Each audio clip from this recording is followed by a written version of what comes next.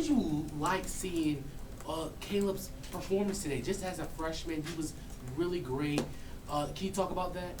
Yeah, I know. I mean, he's brings high energy out there, and you combine that with the length and athleticism and the giftedness that he has out there on the floor. As talented as he is, um, eh, he's a kid that is really hungry to learn. He's not somebody that thinks he's got it all or knows everything. He's always asking questions, and to have that from somebody as good as him is pretty rare. And so I was really happy for him. I mean, he did everything. He ran the floor, attacked the offensive glass, hit a three, drove. He's a great passer and penetrator. And then I thought he was good on the defensive end in terms of just being able to switch all those actions. It's something that we worked on for 3.5 straight days, even shoot-arounds. The first time at shoot-around we did defensive stations because of Central Arkansas, the way that they have 2- and 3-man actions where they can go a number of different places, and it put Caleb involved there, and I thought he did a really nice job. Hubert, some of the guys said when they came out for the first wave of warm-ups that Luka was taking a nap on the couch in the locker room. When did they found out when they came back in? When did you find out? And just kind of take us through finding out. Yeah, I mean, we just found out right before the game, and just to see the smile and the reaction from Luka was something that I'll remember for the rest of my life. He's somebody, obviously, coming from Montenegro that has always, since the first time that I talked to him, had a burning desire to be a part of this team, this program, this university, and this community.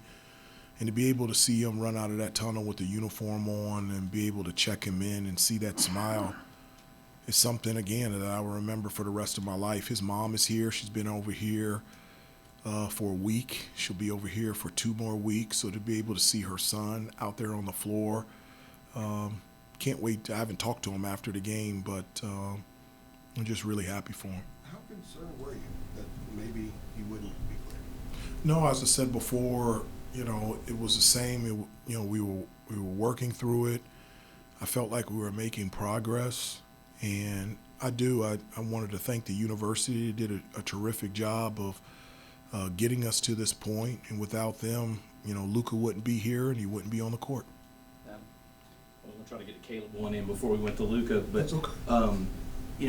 Those dunks are high percentage shots. Yeah. I can't remember a guy around here who dunked as often as he does. Does he go back to maybe a Bryce Johnson for you? Can you remember someone who's dunking as often as him? I never thought about it that way, but that's a great description. I mean, his bounce was real, and his second bounce was even better. And for Caleb, it's that way. I mean, whether it's an offensive rebound, post, out of bounds underneath in transition, he's looking to take the rim down, and he's always been that way.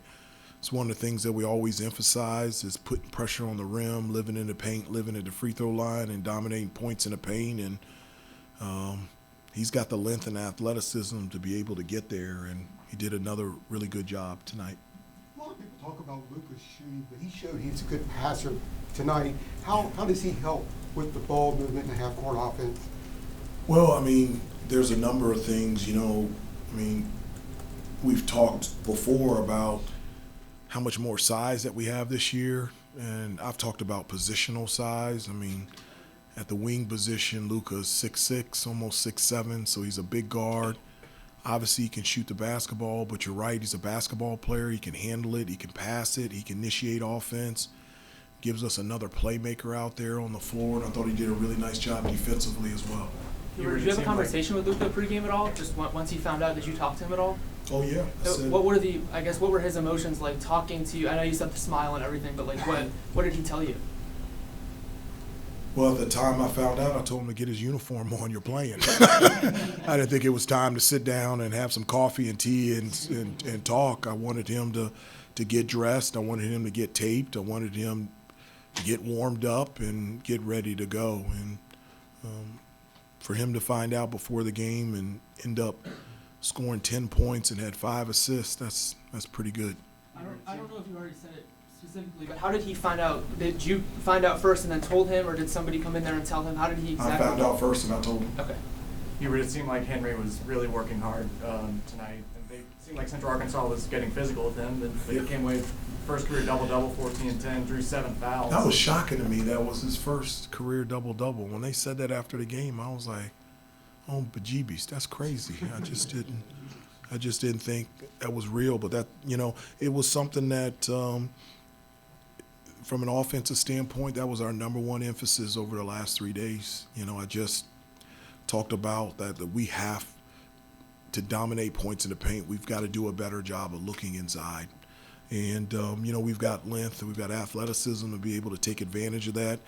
I don't know what it was for the game, but in the first half, we were shooting 72% in the paint. And I was like, guys, we took 18 threes, but we're shooting 72% in the paint. That's where our strength is. And so when you do that, you put pressure on the opposing team.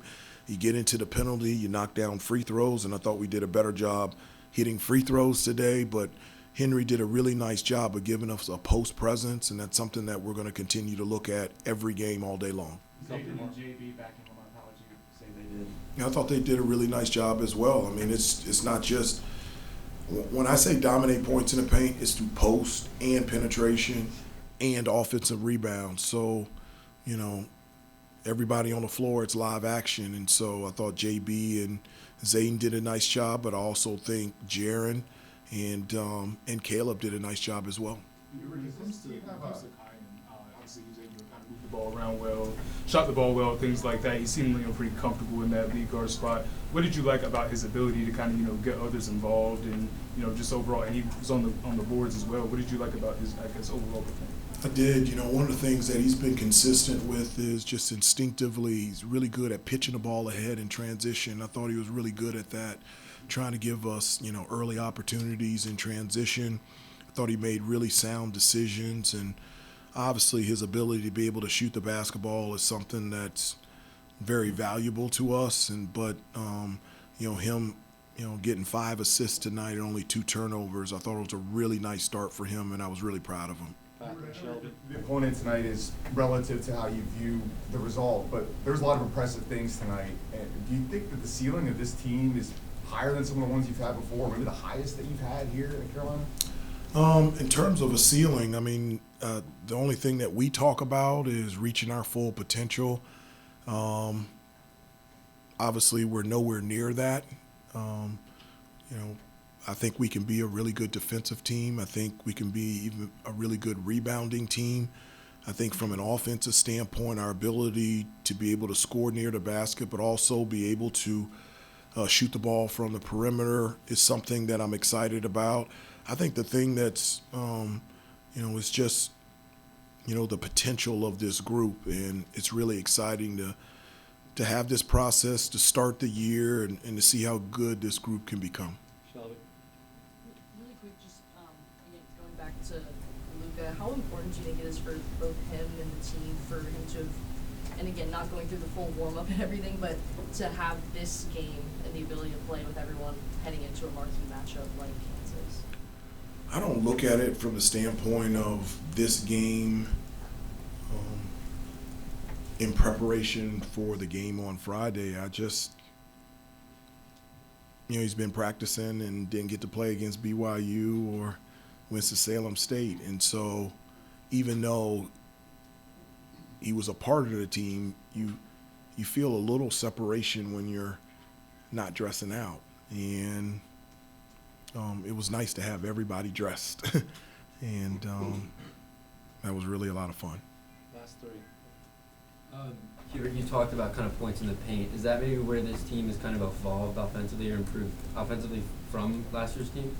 Well, I mean, it's a much different team than last year, but that's always been an emphasis for us. That's just who I am as a coach.